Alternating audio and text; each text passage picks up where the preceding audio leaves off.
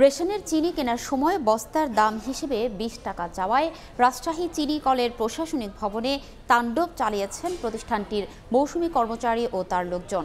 রাজশাহী চিনি কলের রেশন করণিক শাহিনুর রহমান জানান, দুপুরে চিনি কলের মৌসুমি কর্মচারী ট্রাক্টর ড্রাইভার রফিকুল ইসলাম রেশনের ১ মণ চিনি কিনতে আসেন। এ সময় তার নিকট চিনির দাম ছাড়াও বস্তার দাম বাবদ আরও ২০ টাকা চাইলে এ নিয়ে কথা কাটাকাটি হয়। কিছুক্ষণ পর রেশন বিভাগে হামলা করেন ড্রাইভার রফিকুল সহ ১০-১২ জন। এ সময় ৮টি কক্ষের বিভিন্ন আসবাবপত্র সহ ৯টি কম্পিউটার ও প্রিন্টার ভাঙচুর করেন তারা। এ সময় ওজনদার মারফুল ইসলামের দুলাল নামকে রক্তাক্ত করে হামলাকারীরা। পরে স্থানীয়রা তাকে উদ্ধার করে রাজশাহী মেডিকেল কলেজ হাসপাতালে ভর্তি করে।